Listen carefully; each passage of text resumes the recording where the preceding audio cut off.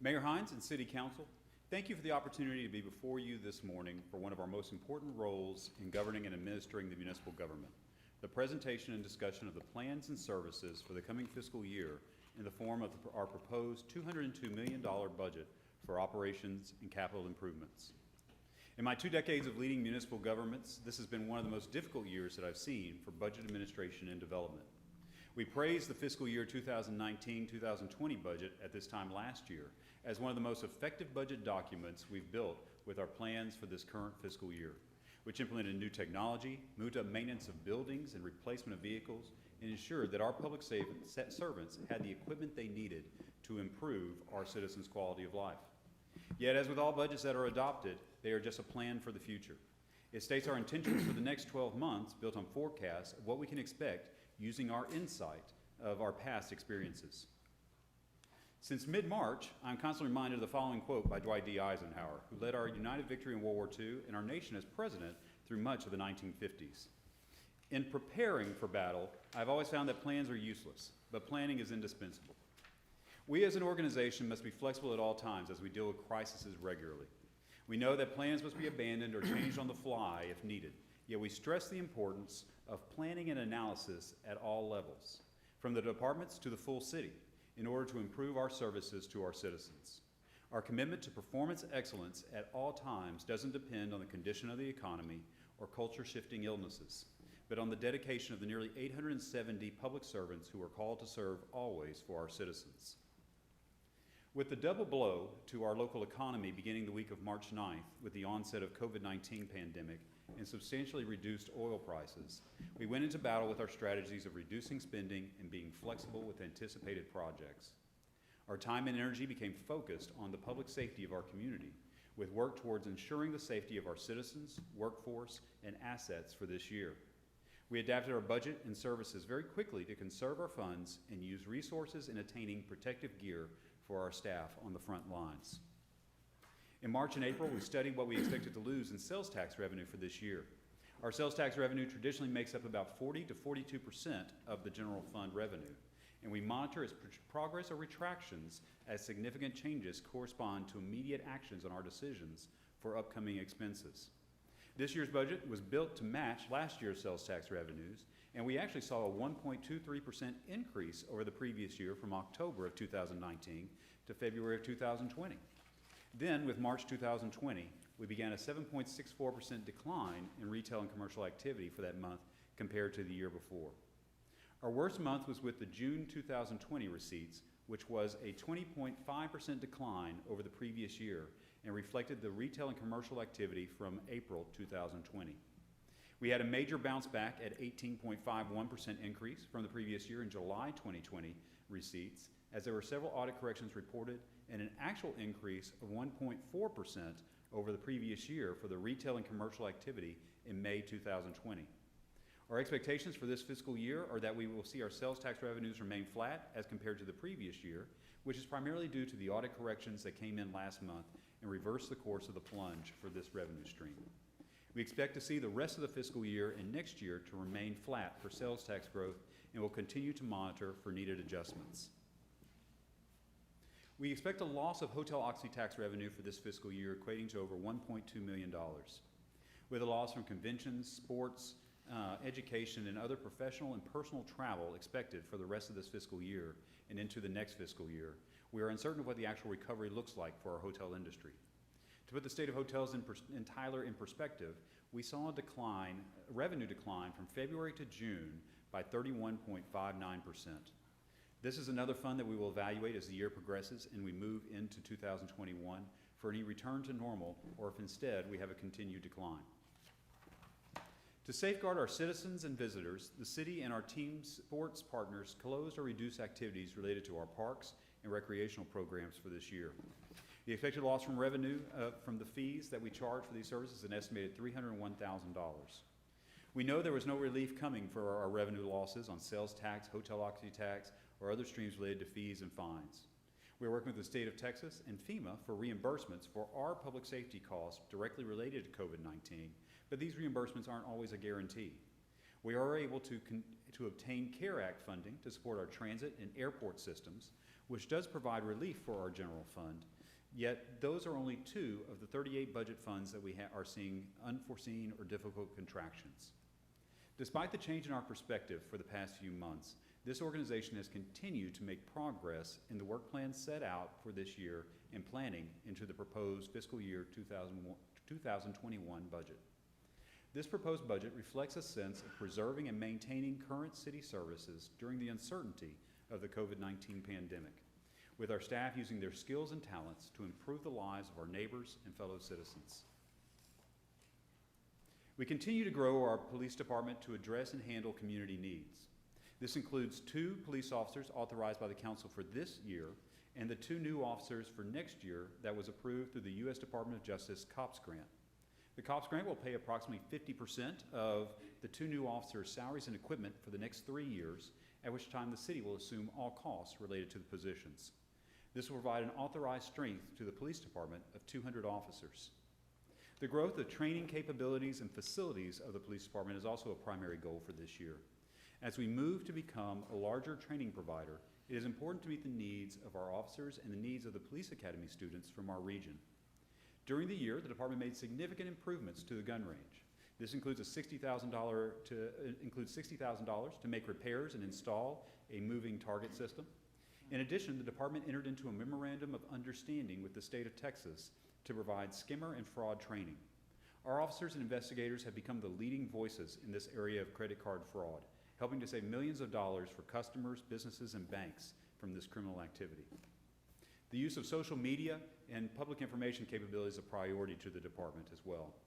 Through a partnership with the communications department, our police department has been able to greatly expand our utilization of information resources. The use of video through the hashtag #GetUpChallenge, the Friendly Neighborhood Thief, and Find 'em Fridays have increased and enhanced our community outreach. Our family serving your family. This is the new motto and continued belief from our fire department to the community they serve.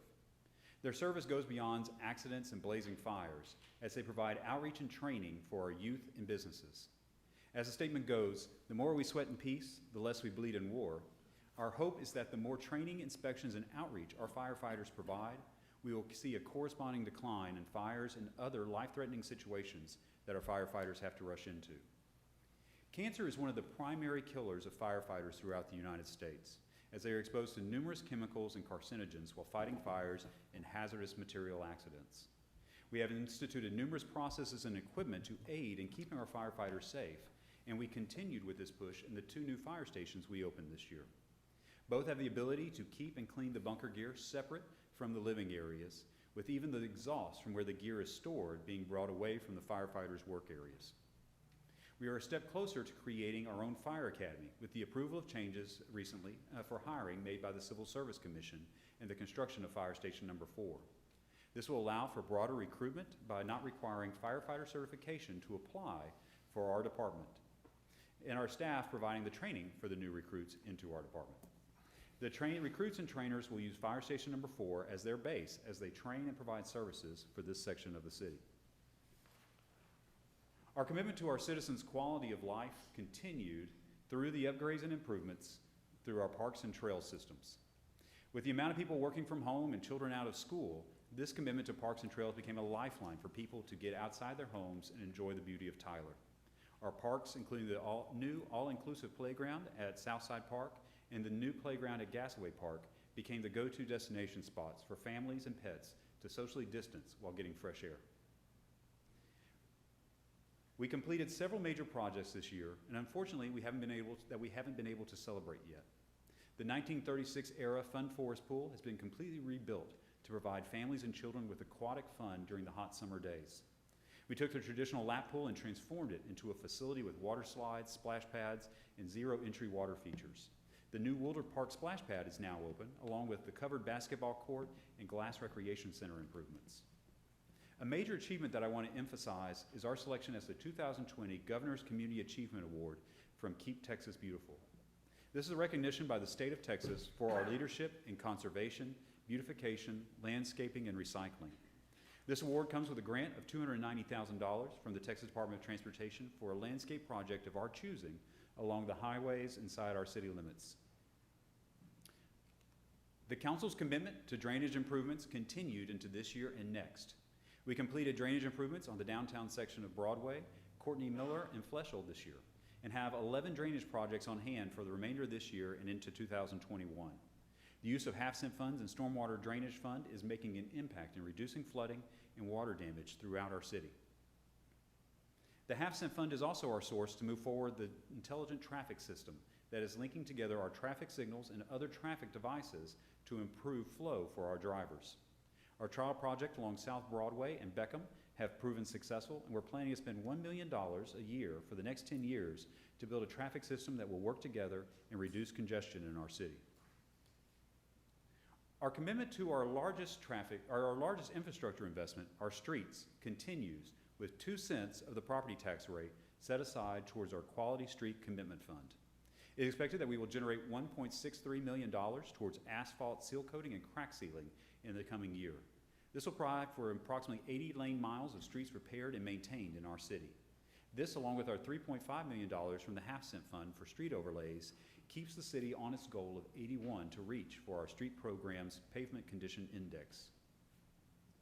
For fiscal year 2021, sales tax revenue continues to be the main funding stream for our general fund activities. The general fund are the services that do not generate their own revenues as our enterprise funds do, and include such functions as the police, fire, parks, library, municipal court, streets, and traffic control. Our projections for the property taxes based on the rate I'll discuss in a minute are approximately 32% of the general fund budget. An interesting note on the property levies is that the amount we bring in, approximately $23.3 million, barely covers the cost of the fire department at $19.6 million. This is why we continue to work on different revenue streams for our general fund services to protect the franchise fees, grants, and other revenue opportunities beyond property tax. We are recommending the no new revenue property tax rate for the fiscal year 2021 to the Council. Your current ad valorem property tax rate is 25.99 cents per $1,000 valuation, and we are proposing through this budget to adopt the no new revenue rate at 25.90 cents per $1,000 valuation. This rate reduction will bring our rate in line with the no new revenue tax rate as set by the Texas Legislature in 2019, and we will generate the same amount of revenue on existing values from 2020 plus new tax revenue on the new properties that came online during the current year. This property tax rate is the lowest of cities over 15,000 in population in Texas and reflects the values of the blueprint as set out in 1995. Our property tax rate is significant as it does not have any debt components associated with it. For every other tax rate that is set in the state of Texas, from counties, cities, and school districts, nearly every one of them will have a portion for debt repayment or interest and sinking rates. The City of Tyler has every dollar collected on property tax levies going straight to our operations for the public. Every penny paid by our citizens is used towards maintenance and operations of city services. Tyler continues its steady and strong growth on property values with a 4.31% increase in values over the past year. For the past 5 years, we continue to be in the range of 4 to 5% growth in values, which allows for predictability and sustainability as we build our budgets. This year, we are experiencing closer to our regular rate of growth in values and additions, which reflects the confidence that our citizens and newcomers have in Tyler as a location for residential, business, and industrial growth. There's an interesting story that is reflected in the graph that I hope is noticed. We are currently experiencing tension and stress that with our budget for this year and into the next year's proposed budget. But it is not as stressed as the budgets we went through during the Great Recession. Growth in values went up so quick that when they burst, the decline was sharp and long for the next few years. Our steady growth, around 4%, allows for bumps and bruises without crashing the system and needing large property tax increases. We can take smaller steps to modify where needed and maintain the services needed by our citizens. Our Tyler Water Utilities represents 4 functions of providing quality water and protecting the environment and public. First is our water treatment process, which includes our water sources at Lake Tyler and Lake Palestine to our Golden Road and Lake Palestine water treatment plants. Next, we have the 742 miles of water distribution lines that connect our residences and businesses. After use, we then have our wastewater collection lines, including our lift stations and manholes to take our sanitary sewer to the final location, which are our 2 wastewater treatment plants where it is treated and the resulting effluent is put back safely into our creeks. At this first stage, we've made significant improvements to the Golden Road Water Treatment Plant and the quality of water flowing from the plant into our pipes. The backwash pump station and clear well baffling projects have provided for greater filtration and chlorine residual stability to improve the taste and smell of our water as it makes its way to our user. Our utility crews work to replace older deteriorating water lines with new PVC water lines in different areas of the city where residual counts have been an issue. In that same issue, we maintain our flushing program of dead-end mains throughout our city to prevent stagnation and the loss of chlorine residuals in our water lines. One of our major wastewater treatment projects for this year and into next year involves extending the capacity and life of one of our plants that has been in operation since the 1950s. The Southside Wastewater Treatment Plant is permitted by the Texas Commission on Environmental Quality to treat 9 million gallons per day. Because 2 primary clarifiers were taken offline in 2003, the capacity is approximately 30% less, making it able to treat up to 6.75 million gallons per day. The construction project for the plant that has already been approved by the council will restore the capacity to 9 million gallons per day and provide for the continued growth in the southern and eastern parts of our city. With our agreement with the Environmental Protection Agency, or EPA, on the consent decree in 2016 and commitment to improving our water quality for our customers, we have increased our rates on water and wastewater services for the past 5 years to pay for the cost involved in operations and capital improvements. We still compare very favorably to the rest of the wastewater services prices in Texas. Using the Texas Municipal League Annual Utility Cost Survey, we see that our rates are considerably lower on residential water fees and similar or lower on wastewater rates, depending on usage as compared to other cities' utility rates. On the previous slide, we showed the bar graphs relational to the current and proposed rates. We are proposing a $2 base rate increase on both water and wastewater rates to be effective on October 1st. The regulatory compliance fee, which pays towards debt associated with our wastewater collection system improvements as required by the EPA, will stay at the same amount as set by last year, $6.13 per month. With our bond refinancing measures and consideration of using the Texas Water Development Board for future bond financing, we can keep the regulatory compliance fee flat for the coming year. To meet the requirements of the EPA consent decree, the city is expected to spend nearly $250 million on improvements to the wastewater collection system. We have been building up cash through our wastewater rate increases, but we will need to borrow $213 million to pay for line replacements, manhole repairs, and other capital improvements. Our previous financing solution was going to the bond market, but we have been examining the use of the Texas Water Development Board as a funding solution. This is a state program with interest rates lower than the open market. In fact, they are currently at 0% interest. In our evaluation of future debt needs and expected interest rates through the Texas Water Development Board, we can reduce future interest rate payments by approximately $74.5 million over the life of the 30-year debt. The requirement for use of the Water Development Board funding is to have and utilize a water conservation policy. Tyler is one of the last cities in Texas that does not comply with the state's water conservation policy, which requires for users to pay a higher rate for the more water they use. Our current rate structure is designed as a declining block rate structure, meaning the cost of the water used decreases as usage increases.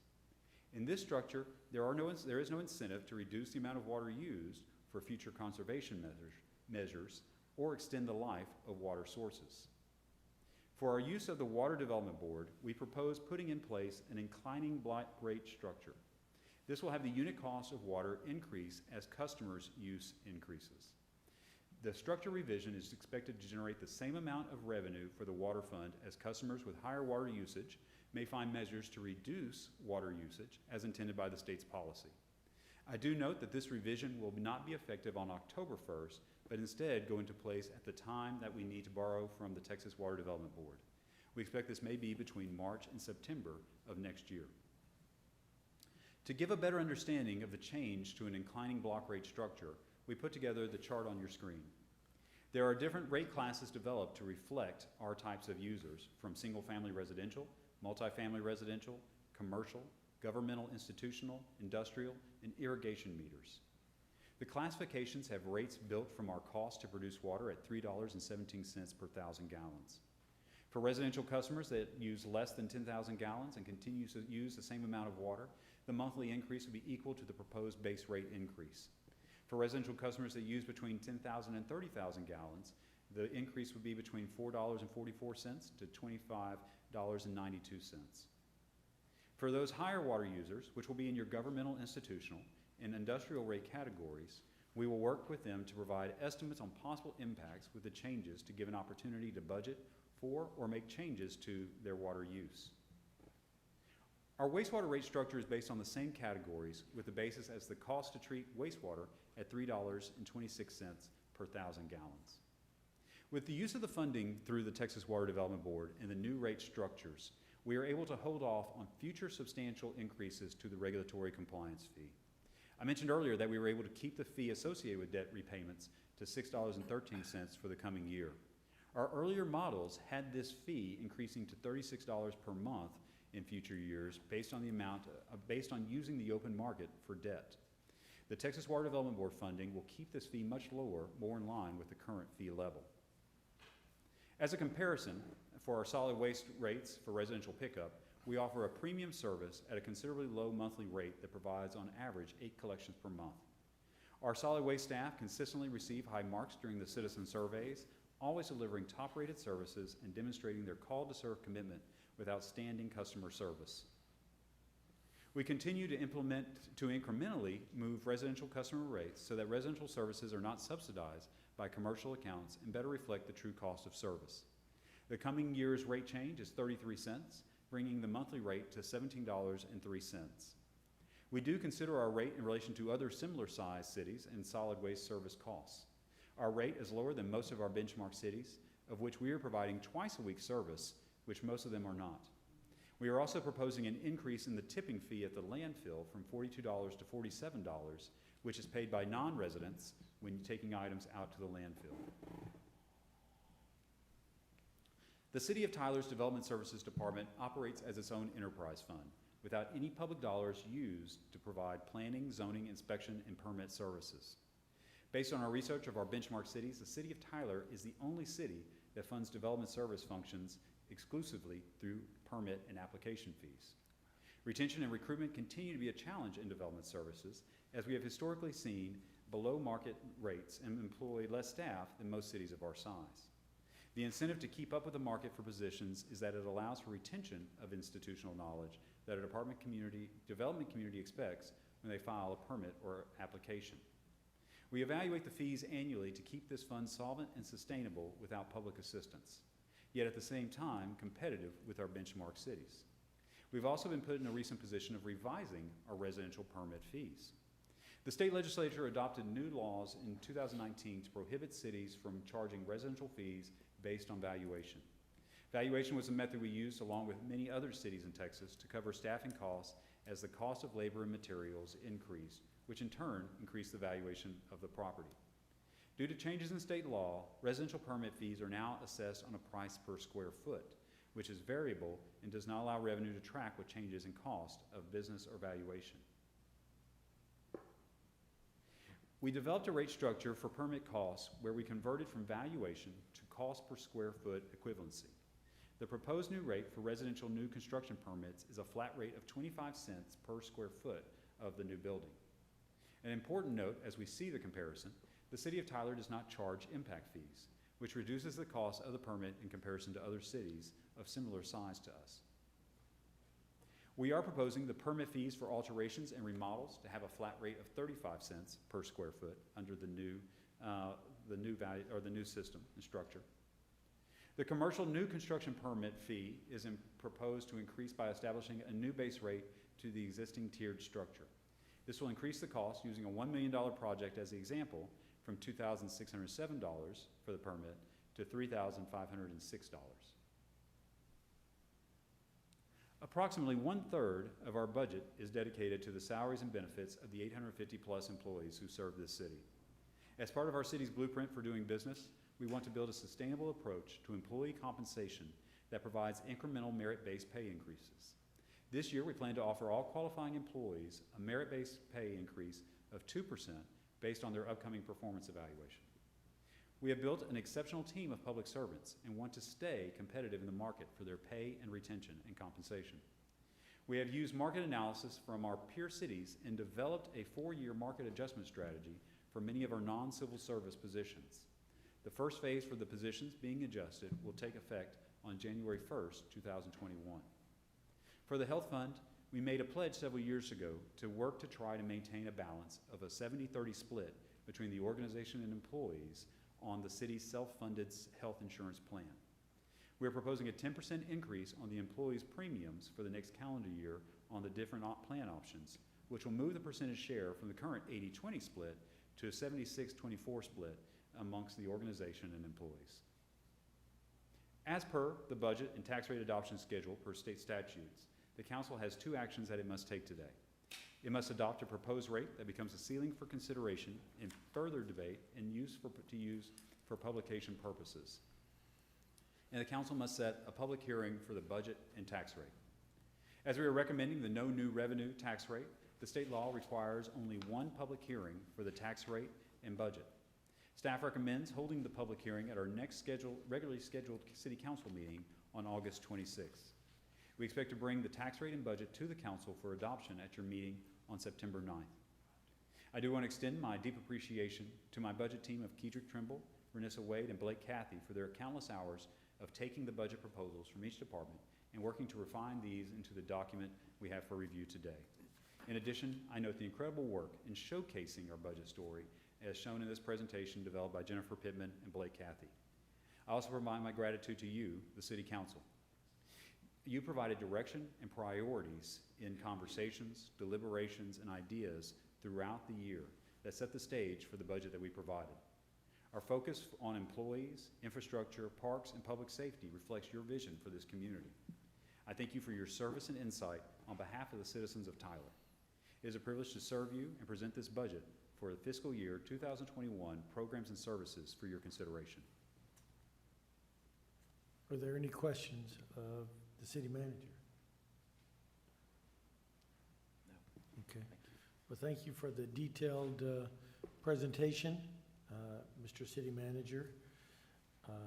And so there's some actions, I believe, that we need to take. Is that right? Yes, sir. There are 2 specific actions that the council needs to take with this item. The first item, or the first item to do is going to be to vote to place proposals to adopt the property tax rate of $0.259 dollars, which is 25.90 cents, and adopt the final fiscal year 2019-2020 budget as action items for the September 9th, 2020 City Council meeting. Actually, I think that's the final fiscal year. Is there a specific language we need to make in the motions? On this one, I don't believe there is. It's just, to adopt or place proposals to adopt the property tax rate of 25.9 cents. Is that right? Oh, there's mine. There's Kedrick. There we go. Kedrick, you need to talk on this?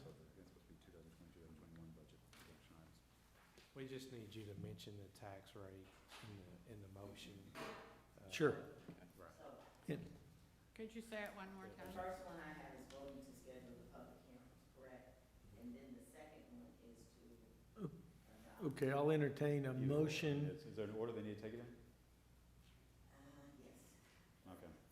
Then I'll entertain a motion to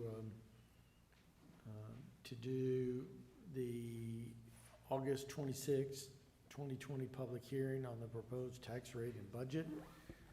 I move to set the public hearing on the proposed tax rate and budget for August 22nd, 2020 City Council meeting. 26th. Second. 26. 26, and the adoption. Yeah. Okay. So we have a motion to do a public hearing on the proposed tax rate and budget on August 26, 2020. And that's Linda's motion. Do I have a second? And I second. Second from Ms. McKellar. All in favor? Aye. Opposed, the ayes have it. And then this next thing would be, do we need to state that it's gonna be, that we will take a vote on September 9th? Yes, sir, with stating the actual tax rate of, Bob, you wanna do that? I do. I move that we adopt a no new revenue ad valorem tax rate of 25.90 cents. So, Yep. okay, yeah, so just making sure that the language is right, because just, yeah, so you have to, what you're doing, that's a weird thing, is you're publicly stating that the top rate you will consider, so don't adopt a rate yet. Okay. Right, Excuse right. me. No, that's okay. It's just, this is law, it's hard. So what you want to do is, do y'all have the cover memo, possibly? The second item, although there's a typo, and I'll get to that in a minute. So a motion Yes. to place proposals to adopt the property tax rate of 25.90 cents, and to adopt the final fiscal year, and that should be 2020, 2021 budget, as for consideration on the September 9th, 2020 City Council meeting. That is the gist of the motion that should be considered. Okay, hold on. Back that up. You good with that? yes, Okay. Would you back You were in that up, please? contemplation, so I wanted to make sure that, Yeah, because I was practicing, Okay, all thank of a sudden I'm practicing law, and, Okay, I move that we consider voting to place proposals to adopt an ad valorem tax rate and adopt the final fiscal year 2020, 2021 budget as an action item for September 9th, 2020 City Council meeting, but that ad valorem tax rate of 25.90 cents per hundred. Second. I have a motion from Westbrook, a second by McKellar. Any other discussions?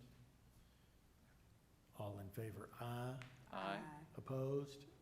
The ayes have it.